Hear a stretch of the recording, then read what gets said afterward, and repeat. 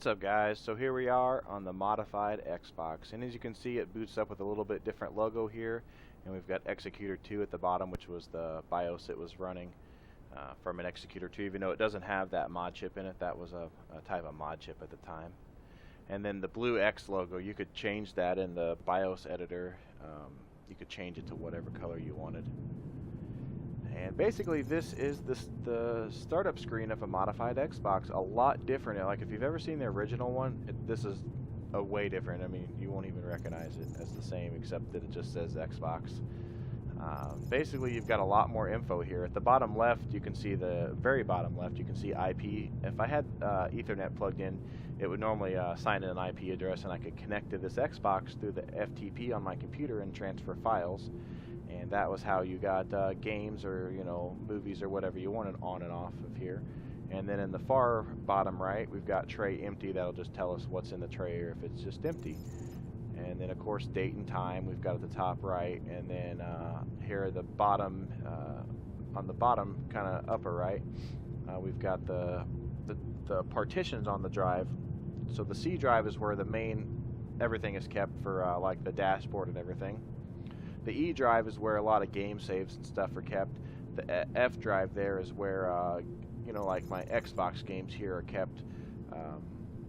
That way you can see how much space you have left. Like I've got 13.3 gigs available now, which that would have held 2, possibly 3 games, depending on the sizes. Usually they were around 4 to 5 gigs each, though. Sometimes you might find a smaller game, depending on what it was. So we've got Play DVD. That would allow you to play DVDs without the silly DVD dongle. You could actually hit Play DVD, and it would play DVD without having that dongle plugged in and then the remote control for it. You can just use your regular gamepad to use the menu and stuff, which was something silly at the time, just having to buy an extra peripheral to play a frickin' DVD when the thing could play a DVD, it just, you needed a dongle for some stupid reason. Xbox Media Center here is what was originally for this. Nowadays it's called Kodi, but this is what it was. You could connect to different things and not really stream TV shows per se, but you could play all your stuff that you've had downloaded, your movies, music, and games. You could connect to Samba shares from your computer and different file networks and that kind of thing, and watch your movies and music, and it would even launch Xbox games if you wanted to. That could actually be your main Xbox dash if you didn't want to boot up into this. And this again is Unleash X. Here is what I'm running. You can see in the top there below Xbox it says Unleash X. That's the name of the dashboard. And then here we've got Xbox games, and these are all the games I've had on here. I haven't put a new game on here in probably 8 years or more, maybe even 10 years. It's been so long. And you can see each one I've made a video for on the side. Now, some of these you could download the videos for, and some of them you had to make your own. You really just recorded the intro footage, and then you could convert it to a type of file and then edit the config file of the dashboard, and it would load that video as like a preview. It wouldn't do it automatically. And all these titles in here, you see all these titles in here, I had to edit all these in the config as it linked to the file. So you can see there's quite a few games on here at the time that I played. My main games were probably at the time Halo and Halo 2. They were the huge games at the time. And then there's some other good games on here like GTA San Andreas. The Rainbow Six Raven Shield, I've played that a lot. If you've ever had an Xbox, you know that the Xbox was like one of the first ones you could get on Xbox Live. And play against other people. Well, at the time we had other services that would, trick the Xbox into thinking it was a system link, which meant you had another Xbox nearby and you were connected together and you would play local play with like your friend brought his Xbox over. Well, X-Link Kai would make it think that the person across the world or across the United States or in the same state or something was right next to you, and you could actually play a lot of these games in System Link. So that was really amazing for games like Rainbow Six Raven Shield. To be able to play that online without actually having Xbox Live, which when I was a kid was expensive. I think it was like $10 a month or something, but at the time that was expensive, to try to get your mom and dad to pay that every month on top of everything else. But yeah, that's basically it for all the games I have copied on here. I always had to delete games when I went and picked up a new game from the video store. I'd copy it on there and have to make some room. So I couldn't always have every single game that I've ever played on here. Here's the game systems folder. This houses all my emulators, and you can see I've got all the popular ones. Pretty much everything on here was what I played. I mean, you could get a few different other emulators for this, but these are the ones I played. Then we've got a version of Linux on here. You can't really do a whole lot in it. You can do basic shell commands and stuff. You did need your mouse and keyboard hooked up, which I did have one at the time. I still have my keyboard somewhere, but it doesn't really do a whole lot. It was basically for show, you know, just something cool to show your friends. Programs is where I won't launch into it because there's just so much in there to go through. But basically, it was where I kept all my programs for copying Xbox games. You could check your BIOS. You could edit the fan speeds. You could do just tons of stuff. I got tons of programs, and I've even got other dashboards in here that I could launch into just to test things, you know, to see if I had a problem with this dashboard, is it redundant in another dashboard, so I know if it's something with the file or if it's the dashboard's problem. I could launch into that and kind of test out. And I've had a couple other ones on there, Avalanche, and a couple other ones that I liked at the time. And then, of course, control panel where you can do all your settings. You could actually download game saves at the time. If you were connected to the internet, you could download, connect to a file server, and you could download game saves for whatever game you wanted, and that would download somebody else's game save. So say if you wanted to get on San Andreas and be really far into the game, you could download someone else's game save, and that was always neat. And then here under miscellaneous, you've got stop FTP start and restart the network, close and open your DVD tray right from here. FTP, like I said, is what you use to transfer files on and off the Xbox. So you could start the FTP on here, get on your computer, open an FTP program, and connect to it and transfer files. Format the menu. You can change a few things with the menu. Skins, kind of the same deal. You can change the backgrounds and stuff for Unleash X in the menu.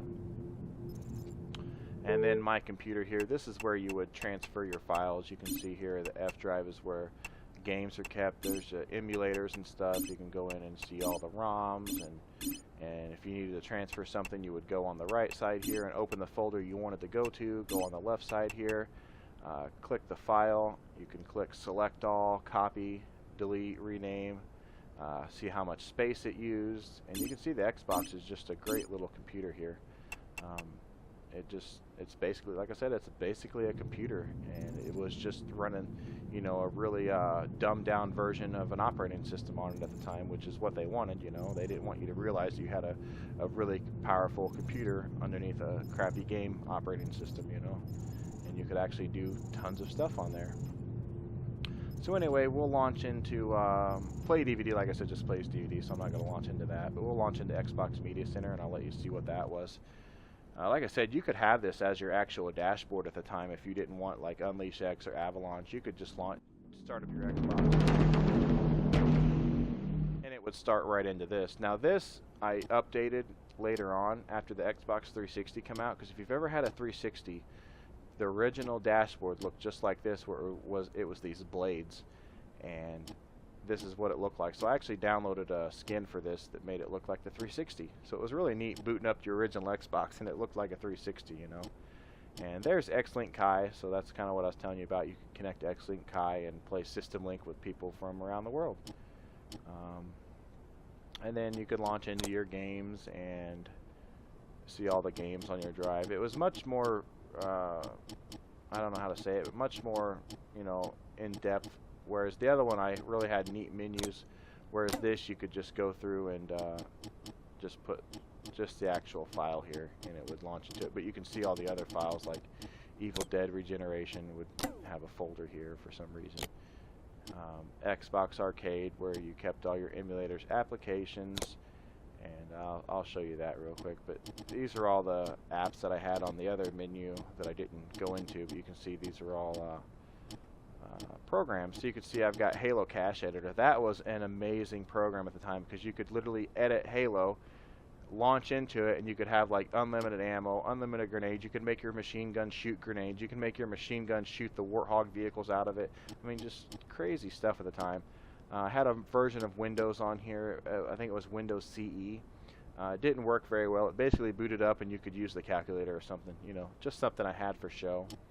It has mouse tests. You can test your mouse out on here. PX HDD loader. That's what the program that copies your Xbox games. Unleash X, that's the dashboard we were in. XB copy, Xbox Media Center and Player. XPad, Xbox version. So that's a lot of programs that really helped out. Then Rumble, you could actually pull the triggers and make your Rumble motors go. No real use to it, just kind of to test out your Rumble motors. Internet Explorer, that was an actual browser. You could actually use that. It was kind of hard to use because you had to use the controller. And that's basically it. Then you've got your music and videos. I'll kind of show you what I've got on here. But there's the Samba stuff. You can do Samba network shares, UPnP media servers you can connect to. Then the video. This is the videos folder of like stuff that I have on here of videos. And this is all stuff I put on here back in like 2010 and before, when I still use this thing as like my main media device. And I played a lot of RuneScape. I skateboarded. I like to watch street racing videos. I never did any of that, but you know, pretty fun. You can see I've got TV shows, which is just a little bit of Comedy Central stuff, and then I've got movies on here, just tons of movies. At the time, that was a ton. Now I've got a whole 2 terabyte drive full of movies nowadays. Funny clips that I would watch at the time. You know, you can just click whatever and hit play on it. Oh my! Oh my!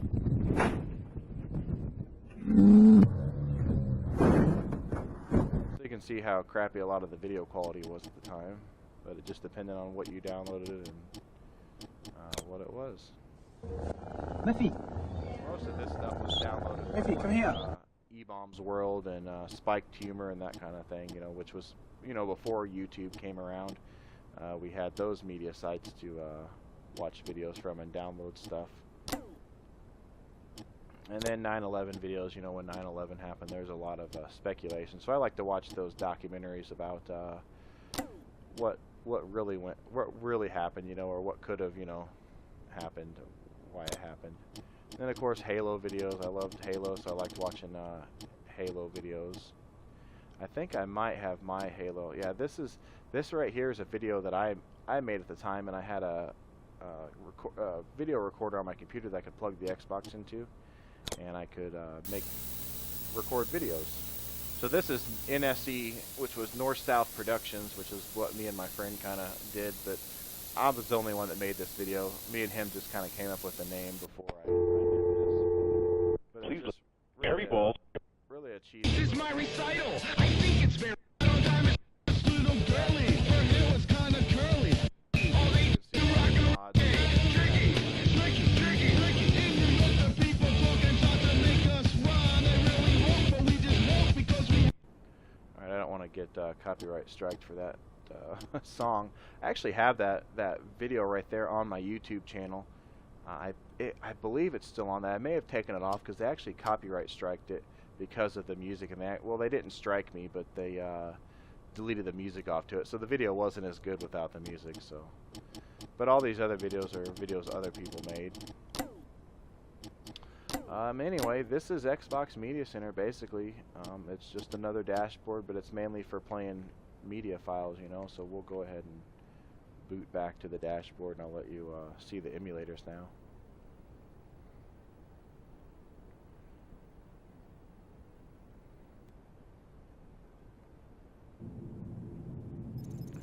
Alright, so we'll go into game systems, and then we'll just launch, let's launch Nintendo. All of them basically launch into their own program, and they all look different depending on what console it was for. And of course this one's going to look a lot like 8-bit Nintendo here.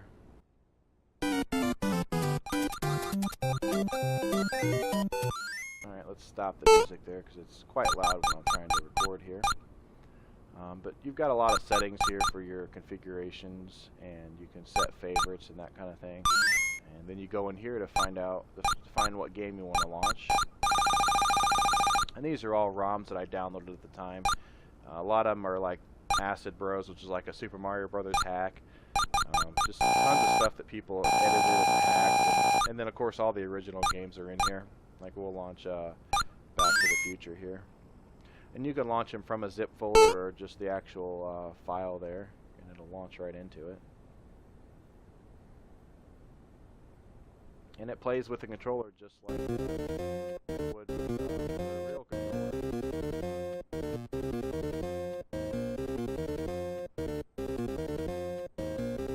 So that was basically how emulators ran on here. You just went into the folder and launched them, and of course everything had to be set up. This isn't like just put it on there and go. This all had to be set in configuration files for each program and for the dashboard to find that on here, because all these I had to name and link to this particular menu here, and then inside of that program had a config file that you had to link to your folder full of ROMs and that kind of thing. So basically that is about it. I guess we can go ahead and launch an actual Xbox game. You can see how that works. It's just like you would have stuck the disc in, you know. Let's go ahead and launch something cool here.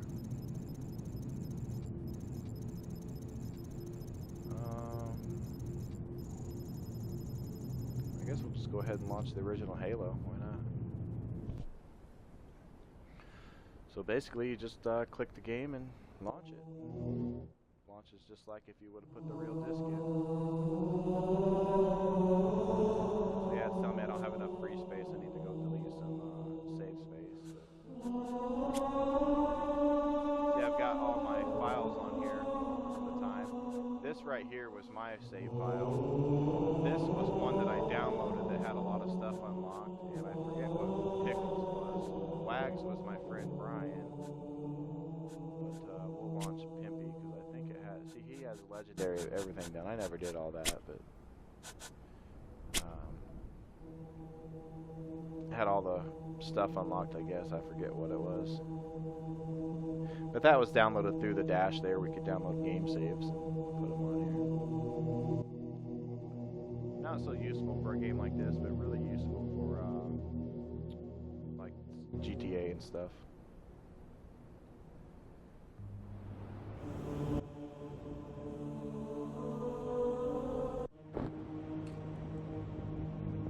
We need to get to the bridge. From there, we can use the captain's neural implants to initiate an overload of the ship's fusion engines. The explosion should damage enough systems below it to destroy the ring. You know, the loading's a little bit quicker with the hard drive than